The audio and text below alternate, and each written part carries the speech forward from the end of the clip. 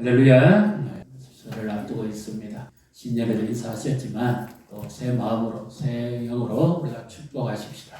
앞뒤로 좌우로 우리 가족들 자녀들 보시고 축복하십니다. 하나님의 큰 복을 받으시기를 바랍니다. 가정에 복 받으시고 자녀의 자녀까지 또 자손까지 그리고 또 하나님께서 모든 일에 은혜 베푸시고 놀라운 능력을 더해 주시기를 축복합니다. 사람들은 지금 고향을 향해서 가고 있습니다. 외국인이 우리나라 명절을 이동하는 걸 보고 전쟁이 일어났다고 그럽니다. 네. 어떻게 이렇게 많은 사람이 동시에 움직일 수 있냐고, 그 이유가 뭐냐고, 전쟁이 일어난 거 아니냐고, 피난길 아니냐고 하는 길이 험하겠죠. 우리는 고향 하면 부모가 계시고 또 내 어릴 적 삶의 정치가 있습니다. 고향은 어머니의 품속 같고, 고향은 따뜻하고, 고향은 넉넉하고, 고향은 풍성합니다. 그래서 고향은 좋습니다. 우리는 늘 고향을 그리워할 때가 많지요. 삶이 어렵거나 마음이 힘들 때 늘 생각하는 것은 고향을 근데 오늘 하나님께서 아브라함에게 찾아오셔서 너는 너의 본토 친척 아비 집을 떠나라 그렇게 말씀하셨습니다. 떠나라. 지금 아브라함 나이가 몇 살인가 하면 75세입니다. 그러면 오히려 이 나이가 되면 고향에 돌아갈 때가 됩니다. 고향에 묻히고 싶을 때가 바로 이 나이쯤 됩니다. 그런데 오히려 하나님은 아브라함에게 떠나라 그럽니다. 그런데 어디로 떠나라고 말씀하시지도 않습니다. 잘 보십시오. 하나님이 아브라함을 어디로 떠나라 그러는지 한번 찾아내 보십시오. 어디로 가는지. 1절을 같이 읽습니다. 여호와께서 아브라함에게 이르시되 너는 너의 고향과 친척과 아비 집을 떠나 내가 내게 보여줄 땅으로 가라. 보여준 땅이 아니죠. 우리가 여행을 가든지 이사를 가더라도 목적지가 분명합니다. 출장을 가더라도 목적지가 분명합니다. 어디서 머물 것이며 얼마나 있을 것이며 어떻게 할 것인지. 유학을 가도 내가 가서 머물 때를 알아보고 학교를 알아보고 그러지요. 근데 보여줄 땅이라는 것은 정확하게 방향도 장소도 없습니다. 하나님이 말씀하시는데 이렇게 불투명하게 말씀하시면 됩니까? 사람은 많이 실수를 할 수 있어요. 하나님은 그렇게 하시면 안 되죠. 어디로 가는 거야? 보여줄 땅으로. 보여줄 땅이라는 것은 아직까지 보여지지 않았다는 말이잖아요. 그럼 이 대륙으로 가라는 말이에요. 어디로 가라는 말입니까? 우리도 2025년을 한 달, 오늘 마지막 주일입니다. 인생 여행, 신앙 여행을 하는데 아직까지 우리가 어디로 가야 될지 모릅니다. 그런데 하나님이 떠나라. 그러면서 세 가지의 복을 약속합니다. 내가 너로 큰 민족을 이루게 할 것이고 그리고 내 이름을 창대하게 할 것이고 너로 말미암아 천하 만민이 복을 받게 할 것이고 너는 복이 되게 할 것이다. 이렇게 말씀하시는 2절을 같이 읽습니다. 내가 너로 큰 민족을 이루고 내게 복을 주어 내 이름을 창대하게 하니 너는 복이 될지라. 아멘. 하나님께서 아브라함에게 떠나라 그럴 때요. 이스라엘 유대에 비하여 보면 이런 내용이 나옵니다. 아브라함의 아버지 데라가 직업이 뭔가 하면 우상을 만들어 파는 사람이에요. 예를 들어서 창세기 보면 야곱의 아내 라헬이 아버지 라반의 집에서 나올 때 드라빔을 가지고 훔쳐 나오죠. 그 드라빔은 금이나 은이나 동으로 만든 가장 값비싼 거였습니다. 그 당시에 금덩어리입니다. 자기 생명을 바꿀 수 있을 정도로 중요한 겁니다. 근데 그렇게 값진 우상을 만들어 파는데 아브라함이 이런 생각을 했어요. 이건 신이 아니야. 사람의 손으로 만든 건 신이 아니야. 이건 아무것도 아니야. 그러면서 그 비싼 드라빔의 목을 뚝뚝 꺾어. 그래서 참 신은 이렇게 사람의 손으로 있을 수가 없어. 거기에 대한 갈급함이 있었어. 그런데 어느 날 하나님께서 아브라함에게 찾아오셔가지고 말씀하시면서 떠나라. 그렇게 말씀하셨어요. 너무 황당하잖아요. 지금까지 경험해보지 않은 신입니다. 왜냐하면 고대에는 도시국가고 거기는 도시마다 섬기는 신이 있어요. 신들에게 제일 먼저 허락을 받고 도시에 들어가요. 그리고 지역 신이기 때문에 지금 아브라함이 있는 데가 어딘가 하면 메소포타미아, 비옥한 초승달, 세계 최대의 곡창지대입니다. 티르키의 남부, 그리고 조금 더 밑으로 내려가면 이라크 북부, 그 지역입니다. 그럼 유프라테스강, 티그리스 강이 흐르는 세계 최대 당시 4대 문명의 발생 중에 하나입니다. 도시국가치고 굉장히 번성한 곳이 상업도 잘 되고 해상무역도 잘 되고 농업도 잘 되고 목축업도 잘 되고 모든 것을 하기에 제일 적합하고 좋은 땅입니다. 그런데 이 땅을 떠나서 어디로 가란 말이에요. 그리고 아브라함 나이 75세까지 살았으면 굉장히 익숙한 곳이에요. 사람은 자기가 머문 곳에 머물러야 성공할 확률이 높습니다. 사업을 하든지 상업을 하든지 일을 하든지. 낯선 곳에 가면 지역도 낯설 뿐만 아니라 사람도 낯설고 무슨 일이 생길지 아무도 장담 못하는. 미국에 2025년을 출발했어요. 나이까지 서춥니다. 아무도 가보고 산 사람 아무도 없어요. 무슨 일을 만날지 모르고. 그런데 하나님이 떠나라고. 근데 하나님께서 어디로 인도하시기 위해서 가라는 말씀입니까? 보여줄 땅은 사실은 이와 같은 표현입니다. 위치나 방향이 아니고 선교도 신학자 토마스 와슨이라는 사람이 하나님은 하나님께로 인도한다. 그렇게 말씀. 우리를 하나님이 어디로 인도하느냐? 하나님의 주권적 은혜와 섭리로 하나님은 우리를 하나님께로 인도하신다는 것을 믿으시기를 바랍니다. 우리가 이 떠나가는 데 두려움이 있어. 무슨 일을 당할지 몰라요. 아브라함을 치면 지금 홀몸이 아니거든요. 자기가 혼자 가는 여행 가는 거 아닙니다. 아내가 있습니다. 자녀는 없지만. 그리고 조카 롯의 가족이 있어요. 그리고 종들이 있고 그들 하인들이 있습니다. 아브라함 부자였어요. 그리고 우양떼가 있습니다. 그 먼 길을 가야 돼요. 근데 가려면 어디까지 가야 되느냐? 옆 동네 가는 거 아닙니다. 지금의 이스라엘 그리고 그 뒤에까지 오려면 상당한 먼 길입니다. 그리고 가는 곳곳에 광야에는 도적대가 있어요. 얼마나 두렵고 무서울까요? 하나님의 말씀을 따라서 한 걸음 한 걸음씩 하나님이 인도하십니다. 우리가 내비게이션을 틀면 목적지 설정하면 시간이 나오고 방향이 나오고 안내가 나오죠. 이처럼 하나님은 우리의 삶을 인도해 가시는데 한 걸음 한 걸음 인도. 그래서 시편 119편 109절에 보면 주의 말씀은 내 발의 등이요 내 길의 빛이니이다 그랬죠. 요즘은 손전등도 있어요. 뭐 스마트폰 후레쉬도 있습니다. 다양한 조명기구가 많습니다. 그런데 고대 이때는 주전 한 3천, 4천 년 전이니까 그런 게 없습니다. 오직 들고 다닐 수 있는 건 손에 이렇게 뜨는 등잔, 그 정도가 답니다. 그런데 발등에 등잔을 붙여가지고 기름을 넣고 밤에 이동할 때 사람들이 사용했습니다. 그래서 한 걸음 내딛으면 그 내딛는 그 부위 앞에만 밟은 거예요. 조금 멀리는 전부 캄캄한 거 아무것도 안 보여요. 하나님이 우리의 삶을 인도하시는 것도 마찬가지입니다. 멀리 보고 하나님 그렇게 하실 수도 있겠지만 우리의 걸음을 한 걸음 한 걸음 매일 하루하루 하나님은 인도하십니다. 그래서 우리는 어두운 길, 보이지 않는 길, 2025년에 남은 길을 어떻게 가야 됩니까? 하나님의 말씀을 따라가요. 말씀의 인도함을 받으면 보이지 않는 길이 보이게 됩니다. 자녀에 대해서 두렵지요. 어떤 직장을 가져야 될지, 학교에 대해서 어떤 사람을 만나야 될지 염려가 많지요. 우리는 두려움 때문에 쉽게 못 들어갑니다. 그렇죠? 그런데 하나님이 나보다 더 나은 계획을 가지고 계시다는 것을 신뢰해야만 떠날 수가 있습니다. 복은 그냥 주는 게 아닙니다. 신뢰가 형성된 사람에게 복을 줍니다. 하나님이 아브라함을 믿고 아브라함도 하나님을 믿고 관계가 형성되어야 복이 주어지는 겁니다. 오늘 우리에게 있어서도 마찬가지입니다. 내 계획보다 하나님의 계획이 더 낫다는 것을 우리가 믿고 경험적으로 체험한 사람이 따라갈 수 있습니다. 우리 성도님 살아오시면서 이런 경험 있으시죠? 내 계획보다 하나님의 계획이 선하고 언제든지 더 좋아. 그런 분이 하나님을 따라갈 수가 있어요. 보이지 않습니다. 이 경험이 없으면 두려워서 떠나갈 수가 없습니다. 이 정도 곳을 떠나서 어디로 간단 말이에요? 하나님이 약속하신 땅은 어느 땅입니까? 가나안 땅입니다. 그 땅은 광야예요. 물도 잘 없어요. 이런데 늦은 비 내리는 시기를 놓쳐버리면 목축도 안 되고 농사도 안 되고 아무것도 안 됩니다. 그런데 하나님이 떠나라고 합니다. 하나님 말씀하시면 뭐 다 떠나가야 됩니다. 믿음이 안 생기는데 어떻게 떠납니까? 그래서 하나님께서 이 아브라함의 두려움을 아시고 염려와 걱정을 아시고 하나님이 이렇게 말씀하십니다.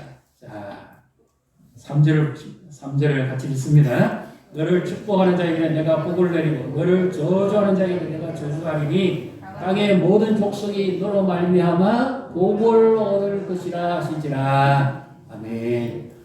땅의 모든 족속이 너로 말미암아 복을 얻을 것이다. 이 말은 영어로 치면 파이프입니다. 예를 들면 수도 시설을 하고 수로를 연결해서 파이프를 묶고 수도꼭지를 들면 물이 나오죠. 이 연결되게 하겠다. 너 한 사람으로 말미암아 많은 사람이 그리고 모든 족속이 복을 받게 하겠다. 그런데 문제는요. 아브라함에게 아들도 하나 없습니다.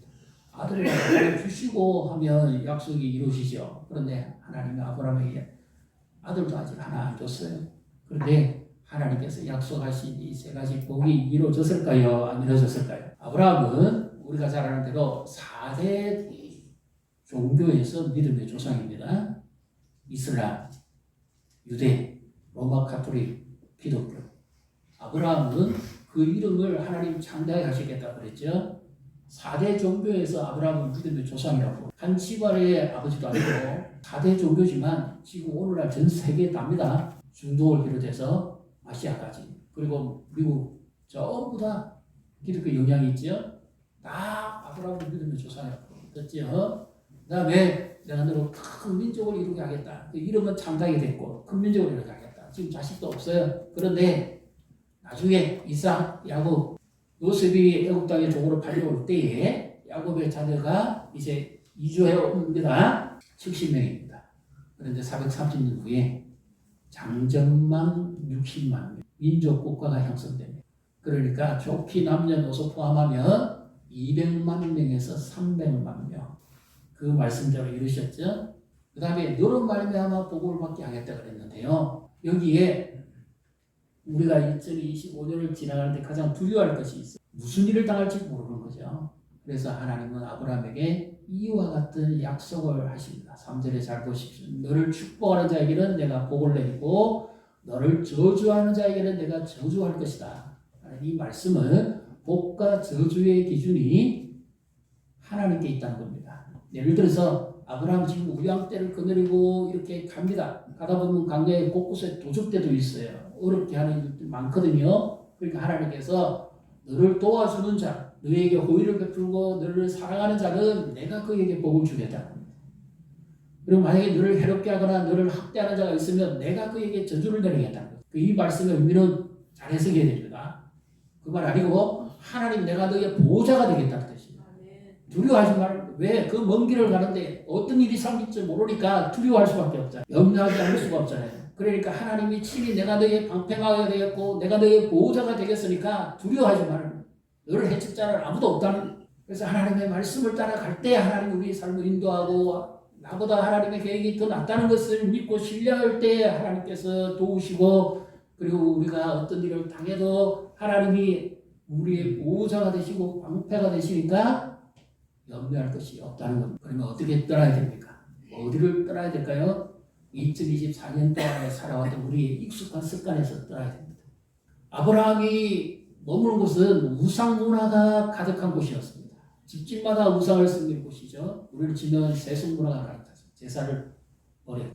부적이라든지 이런 정 문화에서 벗어나야 됩니다. 신년 되면 타로 점치고 부적 붙이고 전쟁의 집에 찾아가는 것을 벗어내야 됩니다. 운수를 물어보고 하는 이런 것들은 다 하나님의 가정이 여기는 거예요. 그리고 우리 2024년 동안 몸에 배웠던 세상적인 습관, 익숙한 것에서 떠나야 됩니다. 그렇게 할 때 하나님께서 우리의 삶을 인도하시면 안주하고 싶은 욕망이 우리에게 있어요. 안주하려고 그러니까 나태해지고 게을러지고 안 들어가려고 그래요. 왜? 두려우니까. 하나님의 말씀을 듣고 따라가야 길이 보입니다. 지금 길이 막혔습니다. 무슨 일을 당할지 두렵습니까? 2025년에 우리가 예수님께 붙들어 있어 열매 맺는 한 해가 되기를 원합니다. 하나님의 도우심이 우리를 통해 나타나기를 원합니다.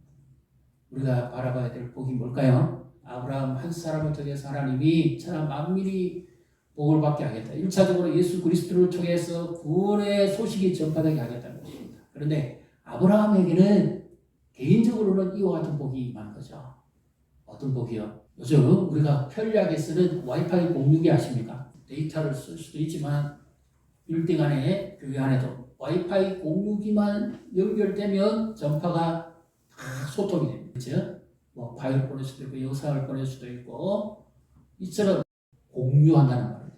우리 가정에 나 한 사람 통해서 복 받고 직장에 나 한 사람 통해서 복을 받고 교회가 나 한 사람을 통해서 복을 받고 나라가 나 한 사람 통해서 복을 받으면 얼마나 축복된 삶이겠습니까?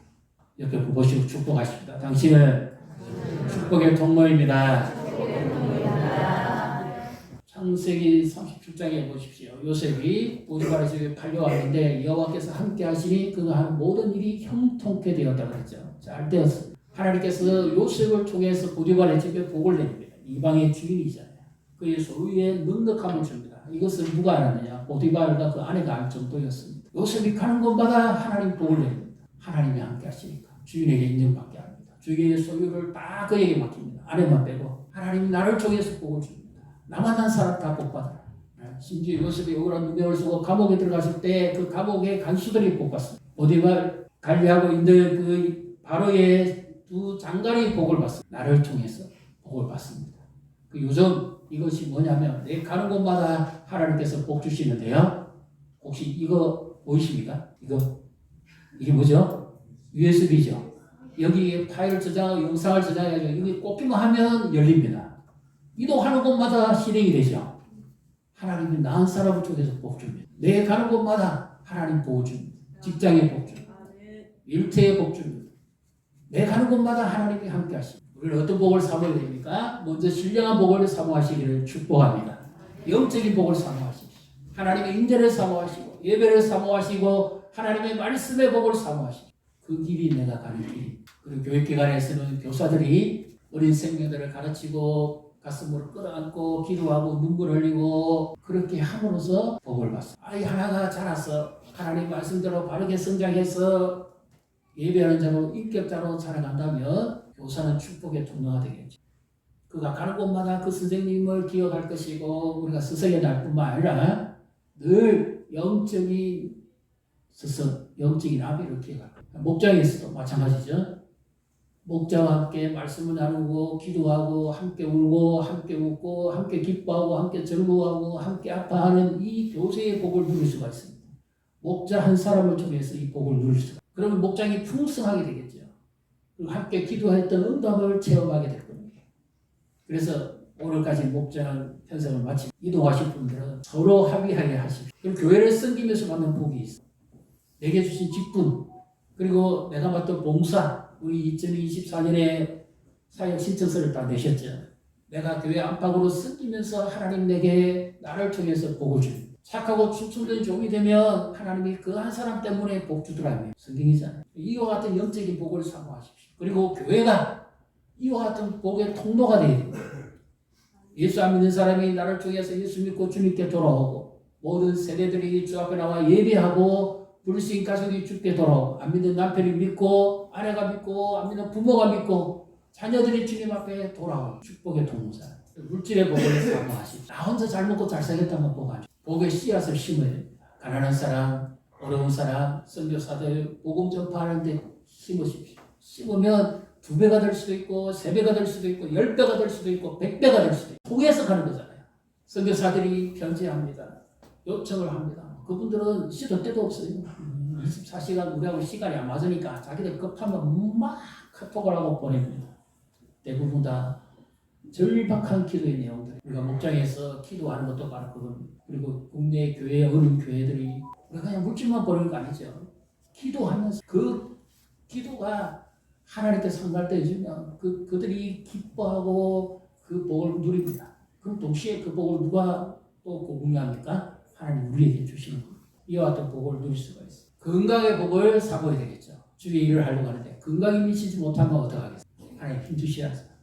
그래서 하나님께서 가정에 복을 주시고 건강에 복을 주시고 형통에 복을 주시고 나한 사람을 통해서 하나님께서 이 일을 하신다면 우리는 축복의 사람이 하나님 내가 너를 통해 흘러내려 보내겠다고 그렇게 너는 복의 사람 복이 예수 안 믿는 시간에 예수 믿고 내가 거듭나서 복음을 전파했을 때 안 믿는 집안이 죽게 나 한 사람을 통해서 그래서 행하시는 일이죠. 가족부의 일을 그러면 하나님께서 우리를 통해서 놀라운 일을 하시고 2025년 아무도 가본 적이 없어요. 앞으로 어떻게 될지 모릅니다. 국제정세도 어떻게 될지 모릅니다. 우리나라도 어떻게 될지 모릅니다. 그러나 하나님은 분명히 말씀합니다. 하나님의 약속의 말씀을 믿고 한 걸음 한 걸음 말씀을 따라가면 하나님은 반드시 내가 계획하고 내가 생각하는 것보다 더 좋은 복을 우리에게 주실 줄 믿으시기를 바랍니다. 이와 같은 교회가 되기를 축복합니다. 이와 같은 우리 가정이 되고 성도들이 되시고 자녀들이 되시기를 축복합니다. 하나님의 놀라운 약속의 말씀이 우리에 함께 하시기를 축복합니다. 축복의 통로가 오시기만 하나님의 손에 쓰임 받기만 하면 이와 같은 놀라운 역사가 남아있는 2025년 우리 교회와 가정과 성도들과 자녀들과 모든 삶 위에 하나님이 함께 하시기를 축복합니다.